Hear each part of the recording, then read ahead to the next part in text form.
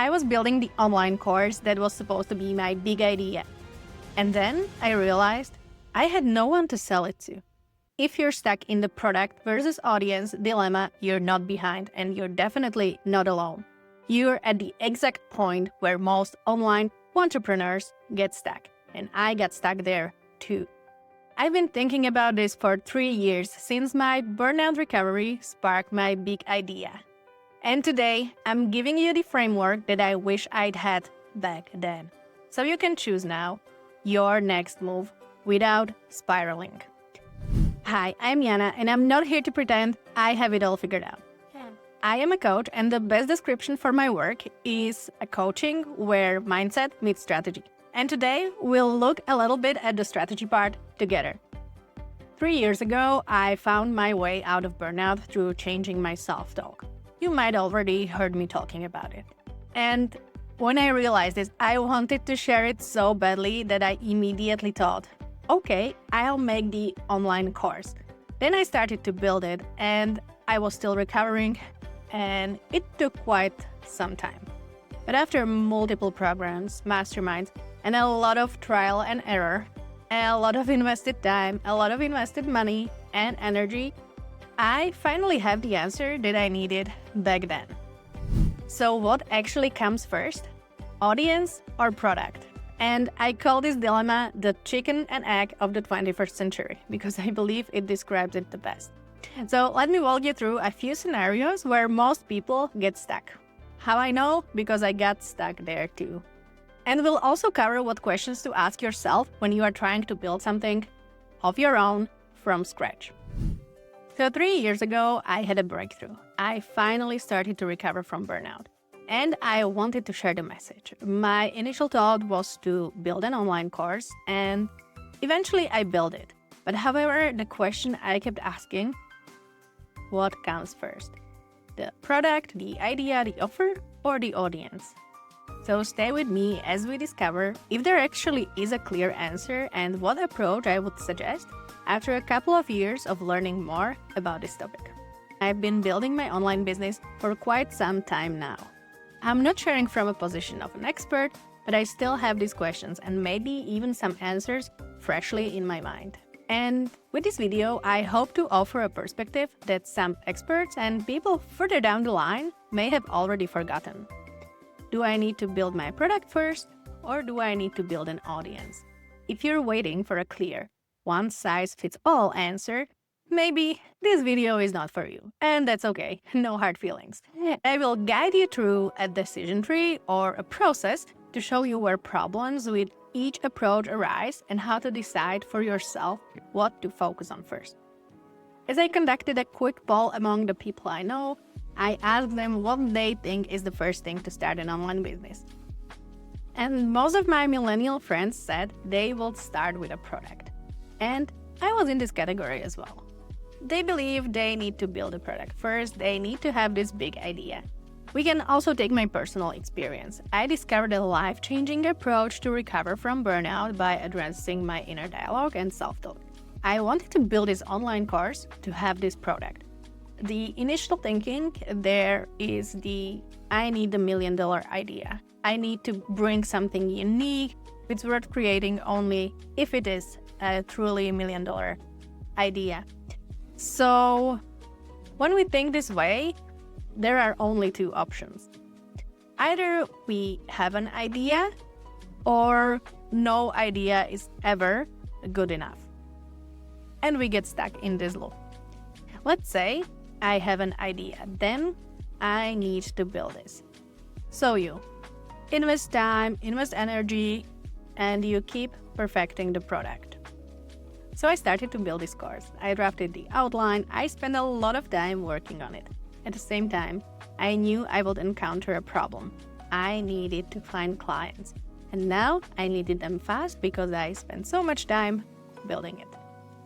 And this is where we run into the need for audience. And then this all becomes so overwhelming and already taking too long that we feel never ready.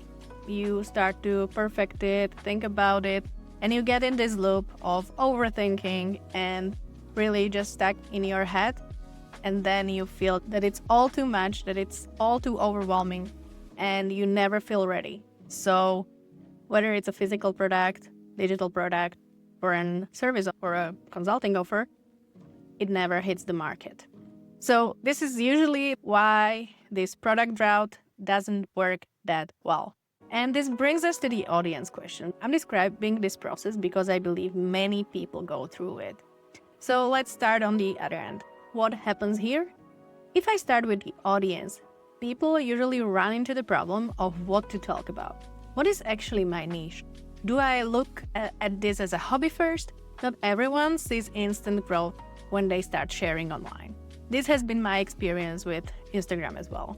Again, I'm not sharing from an expert point of view. I'm sharing real experience and everything I've learned along the way. I hope the approach that I bring might help other beginners as well. If we focus on the audience first, we might encounter the problem of how to monetize it. You face questions like, is this just a hobby? Or is this something I do seriously? So you need to learn how to be consistent. Then you need to learn how to be consistent even when no one's watching. And how to keep going when you don't see any growth. Again, you never feel ready to take this seriously. There can be also another option for this. For example, you already have some audience. You might have been active on social media for quite some time, and you realize that actually you have already an audience, but it is very random. You don't have any ideal clients there. You have random people from random areas, random demographics, random life and work background. Even when you have an idea how to monetize it, you're not sure how to tap into the audience that you already have. And you are afraid that you can't change your direction. And there are other limiting beliefs that you run into. For example, you believe that the algorithm hates you, that you think that social media is all just about dancing and that you're too old to dance. You might feel that it is all too cringe. This all becomes too overwhelming, and this all becomes taking too long to bring any results. So you never hit publish, or you never build a consistency that will actually bring results. Let me tell you, this journey is challenging. Building an online business, whether you start with a product or an audience, is hard, and it takes time and effort. So it is important to set correct expectations at the beginning.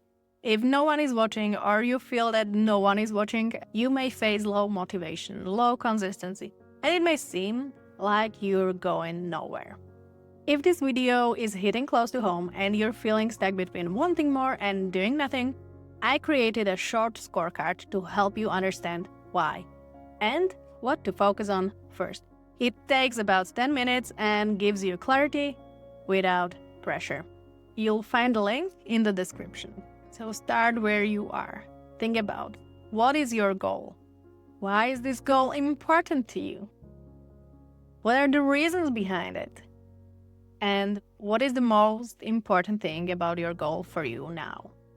So what describes your situation best? Start where you are. There's no better place to begin. And honestly, we can only start from where we currently are. In this decision tree, what feels most like you? What feels like describing your situation the best?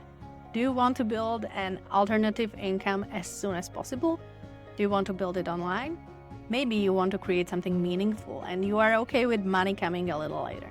Because your initial driver isn't monetary, but is more of a creative expression, or you want to work on something that is closely connected to your values.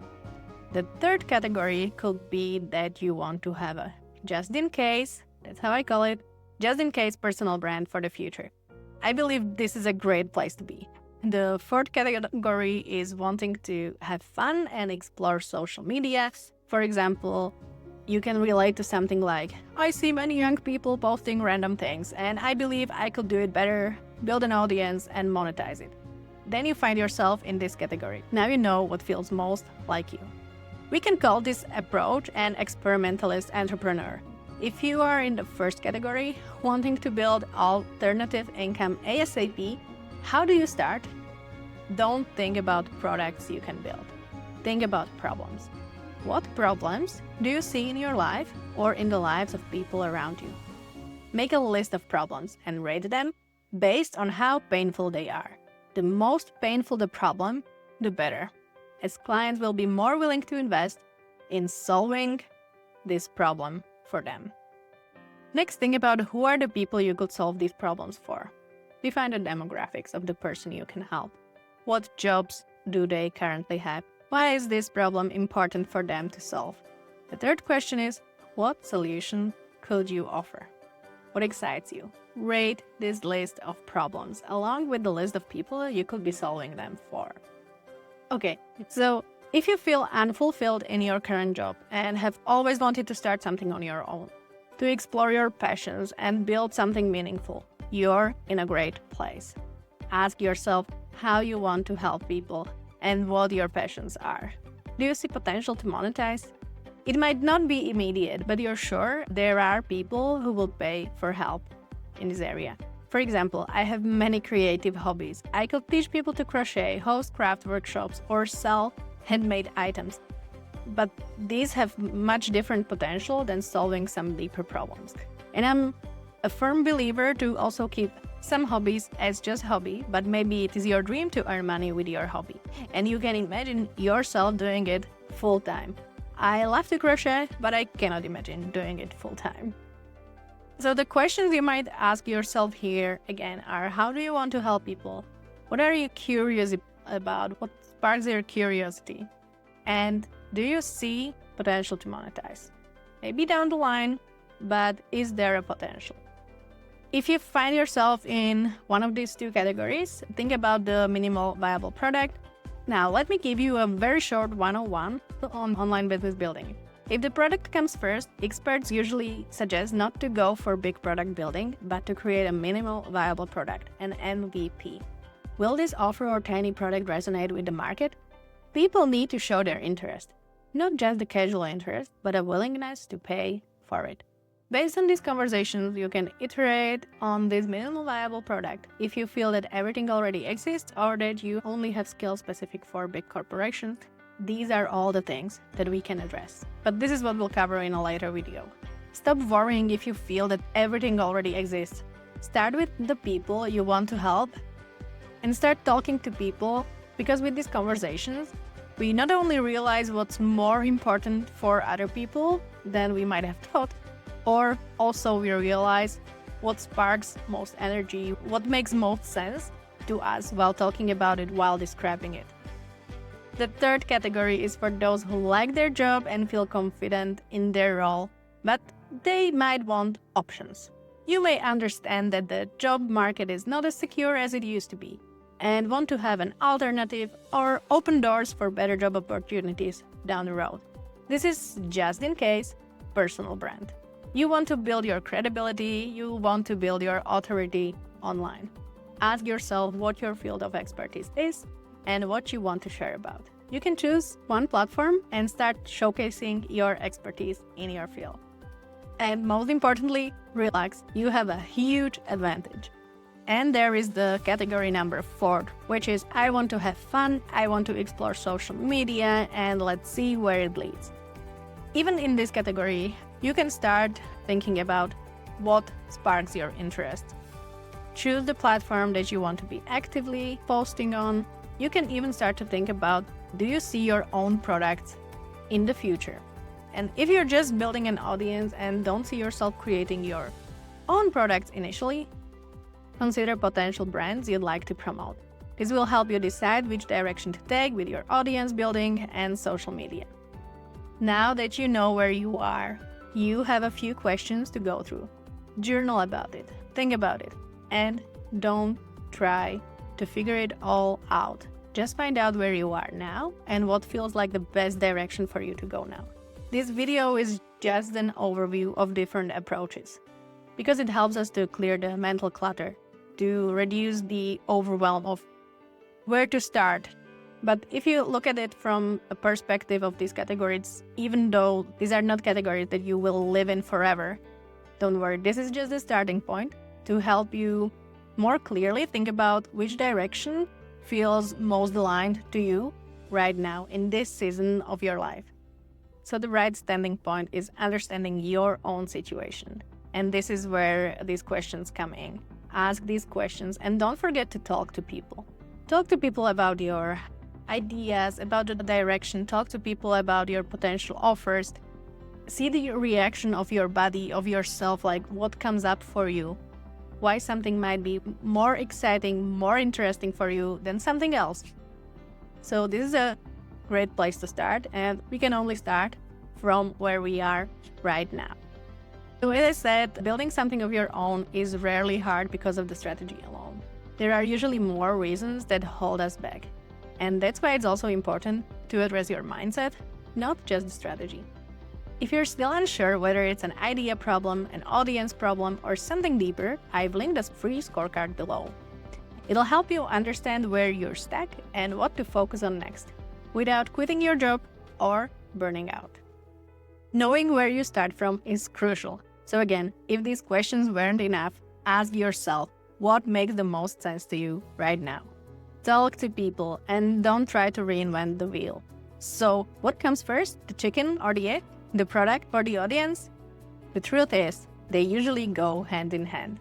For the first two categories, it's more about the product. So think about the minimal viable product to build, the minimal viable solution that you can try to talk to people about. What might your offer be? Because we need to know what direction we want to go and what offer we want to create so we can create content around this. However, if you find yourself in the third or fourth category, then usually the audience comes first and everything else comes later. The next video will cover how an online business works, including an overview of monetization strategies. So you can see where you see yourself in this, and we'll also cover why your email list is more important than the number of followers. So I'm looking forward to see you in the next video. And if you are interested to learn more about why positive self-talk was such a huge game changer for me, check out this video next.